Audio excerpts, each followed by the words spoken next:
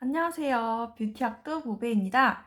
오늘은 비타민C 화장품에 관한 영상인데요. 어떤 비타민C 화장품을 사야 할지 알려드릴게요. 협찬과 광고가 아닙니다. 뒤로 갈수록 중요한 내용이 많이 나오기 때문에 끝까지 영상을 시청해주세요. 최근에 10개 정도의 비타민C 화장품을 사용해 봤는데요. 사용하면 사용할수록 제품을 보는 시각이 넓어지더라고요. 우선 비타민C 화장품 어떤 것을 구매해야 좋을까요? 대부분 유튜버 분들이 순수 비타민C와 유도체 차이라든지 농도, pH를 고려해서 구매하라는 이론적인 부분은 알려줬겠지만요. 이것 외에도 가장 중요한 7가지가 있습니다. 이건 제 개인적인 견해이기 때문에 참고 정도만 해주세요. 용도, 피부 타입, 원료, 용기, 제형 및 사용감, 제조일 및 유통기한, 그리고 가격인데요. 먼저 용도입니다. 제 채널이 뷰티 디바이스를 위주로 다루기 때문에 잠시 설명을 드리자면 갈바닉과 함께 쓰면 좋은 비타민C 원료는 따로 있습니다. 이거는 영상을 따로 만들어 볼게요. 그리고 두 번째, 피부 타입에 따라서 사용해야 할 비타민C가 다릅니다. 비타민C 화장품은 순수 비타민C, 비타민C 유도체, 그리고 이 두 가지가 섞인 것으로 나뉘어져 있는데요. L-아스코빅 애시드 이런 성분이 순수 비타민C 성분이고 아스코르빌 이렇게 되어 있는 것은 유도체입니다. 유도체는 피부에 바르면 순수 비타민C로 변하는 것으로 생각하시면 됩니다. 건강한 피부의 경우 둘 다 사용해도 좋지만 민감하고 예민한 피부는 비타민C 유도체를 권장하고 싶어요. 왜 그런지 이유를 설명해 드리기 위해서 순수 비타민C와 유도체 차이점을 알려드릴게요. 순수 비타민C는 pH 3.5에서 4 이하, 그리고 농도는 15%에서 20% 조건을 갖춰야 효과가 좋습니다. 좀 더 세부적으로는 pH가 3.5에 가까울수록, 그리고 농도는 20%에 가까울수록 효과가 좋아요. 이 조건이 아니면 피부 흡수율이 굉장히 낮아지거든요. 그래서 대부분 순수 비타민C 화장품은 이 조건을 맞춰서 만들어지는데요. 문제는 pH가 낮아서 민감한 피부에 자극적일 수 있습니다.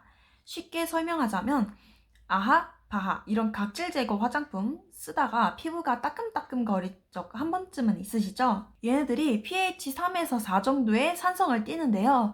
순수 비타민C도 pH 3.5에서 4 정도예요. 비타민C 화장품을 사용하고 왜 따끔거리는지 아시겠죠? 참고로 pH 4.5에서 6.5가 피부가 좋아하는 약산성이에요. 그리고 대부분 사용하고 있는 화장품은 약산성에서 중성 정도의 pH를 갖고 있습니다. 순수 비타민C가 3.5에서 4에서 효과를 보는데 일반 화장품은 중성에 가깝잖아요. 이 두 개를 섞어서 바르면 pH가 오르기 때문에 순수 비타민C를 먼저 바르고 1분 정도 있다가 수분크림을 바르라는 이유가 바로 이것 때문이에요. 굉장히 복잡하죠? 반대로 비타민C 유도체의 경우 pH 6에서 7 정도예요. 약산성과 중성 정도의 pH인데 그래서 따끔거리는 느낌도 없어요. 일반적인 크림이랑 섞어서 발라도 되고요. 민감한 피부에게 왜 비타민C 유도체를 권하는지 아시겠죠? 그리고 귀찮은 거 싫어하시는 분들도 유도체를 추천합니다. 만약에 피부가 좀 민감한 편인데 꼭 순수 비타민C를 사용해야겠다고 생각을 한다면 유도체와 순수 비타민C가 섞여 있는 것을 사용하시거나 아니면 본인이 사용하는 기초 화장품이랑 순수 비타민C를 섞어서 사용하면 됩니다. 효과는 물론 좀 떨어지겠죠? 아니면 각질 제거 성분이 들어있지 않은 비타민C 화장품을 고르셔도 됩니다. 보통 아하바하 이런 성분이랑 같이 사용하지 말라고 하는데요. 사실은 사용해도 됩니다. 이렇게 나온 제품도 실제로 있고요. 하지만 이렇게 권하지 않는 이유가 강하기 때문이에요. 민감해지기 쉬워요. 그리고 피부가 건강하다고 무조건 순수 비타민C를 사용할 필요는 없어요. 더 자세한 차이점을 알려드릴게요. 순수 비타민C는 효과는 좋지만 산소와 빛, 열에 굉장히 약해요. 그리고 물이랑 닿으면 변형이 생겨서 정제수 0% 비타민C 화장품이라면서 화장품 회사에서 마케팅을 해요. 번거롭지만 파우더를 구매해서 물에 섞어서 사용하시는 분도 있고요. 불안정하기 때문에 산화되기도 굉장히 쉬워서 유통기한이 짧다고 생각하시면 될 것 같아요. 그래서 보관도 굉장히 잘해줘야 됩니다. 용기도 꽉 닫아주고요. 반면에 비타민C 유도체는 비타민C의 단점을 보완해서 보다 안정적으로 나온 제품이에요. 그러다 보니까 장기 보관도 가능해요. 그리고 순수 비타민C는 수용성인데 유도체의 경우 대부분 지용성으로 나오거든요. 피부는 방어하는 기관이기 때문에 뭔가가 피부에 흡수되기 위해서는 분자가 작으면서 흡수되기 쉬운 지용성 물질이어야 합니다. 그런데 문제는 유도체가 순수 비타민C로 얼마나 변환되는지가 관건이에요. 그리고 효능도 순수 비타민C에 비해서 조금 떨어집니다. 그래서 차이점을 잘 아시고 잘 선택하셔서 구매를 하셔야 돼요. 그리고 세 번째는 원료인데요. 음식을 만들 때도 좋은 원료를 사용해서 만들어야지 좋은 음식을 만들 수 있잖아요. 화장품도 같아요. 좋은 원료를 사용해야 좋은 화장품을 만들어질 수 있어요. 비타민C 원료가 대부분 중국산 아니면 영국산인데요. 영국 DSM사 비타민C 원료가 중국산에 비해서 80% 정도 비싸요. 하지만 더 좋아요. 그래서 저는 영국산 비타민C를 선호해요. 그리고 비타민C 하면 감귤, 레몬 이런 과일이 생각나잖아요. 무슨 과일 추출물 하면서 이런 걸 넣어서 비타민C 성분이 거의 없는 경우가 있어요. 그런 제품은 구매하지 않는 것이 좋아요. 효과가 거의 없어요. 미백꽃이 기능성 성분이면서 알맞은 함량을 지켜야 미백 효과가 있거든요. 그리고 천연 화장품 브랜드에서 나오는 비타민C 화장품을 추천하지 않습니다. 왜냐하면 산화되기 쉽고 까다로운 성분인데 이 방부제를 천연으로 처리하는 경우가 있거든요. 그리고 TMI지만 레몬즙을 내서 피부에 바르시는 분들이 계시는데요. 굉장히 위험합니다. 되도록이면 추천하고 싶진 않아요. 그리고 먹는 비타민C를 피부에 바르시는 분도 계시는데요. 먹는 비타민C는 코팅이 되어 있는 경우가 가끔 있어요. 그래서 되도록이면 그냥 화장품용으로 나온 것을 추천합니다.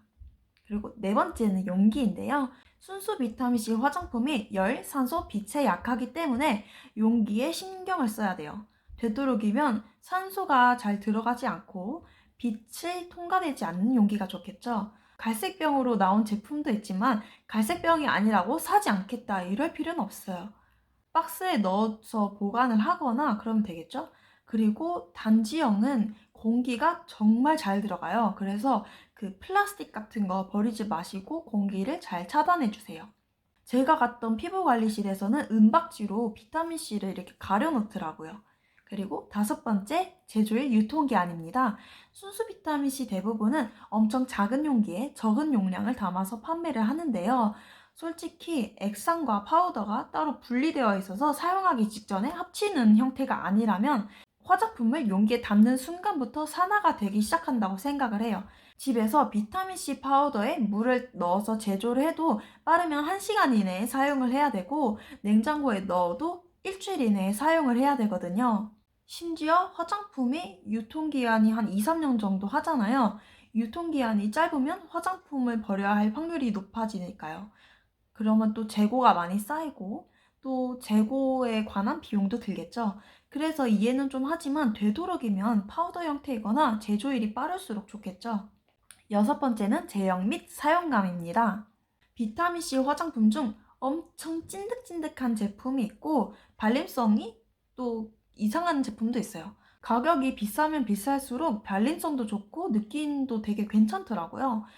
그래서 화해 리뷰를 좀 참고하셔서 발림성과 사용감이 어떤지 확인해 보셨으면 좋겠어요. 저는 아무리 비싸도 좀 끈적이는 제품은 굉장히 싫더라고요. 그리고 파우더, 젤, 액체, 크림 형태에 따라서 느낌이 굉장히 다르거든요. 파우더가 제일 귀찮긴 하고 그리고 크림 형태가 제일 편했어요. 참고로 비타민C 파우더라고 모두 다 순수 비타민C만 있지 않아요. 그래서 잘 확인하시고 구매를 하시기 바랍니다. 일곱 번째는 가격인데요. 제가 좋아하는 책이 있어요. 함익병 선생님이 쓰신 책인데요.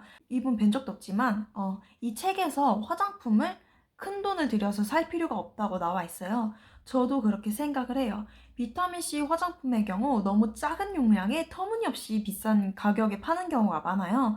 저는 여러분이 가격이 적당하면서 퀄리티도 좋은 비타민C 화장품을 구매하셨으면 좋겠어요. 이제 마지막으로 비타민C 화장품을 고를 때 얼마나 안정화가 잘 되었는지, 그리고 비타민C와 잘 맞는 화장품, 비타민 E라든지 코큐텐, 프로폴리스 같은 게 있잖아요. 이런 성분이 들어가서 얼마나 활성화가 잘 되어 있는지도 확인하는 것도 굉장히 중요하다고 생각을 합니다.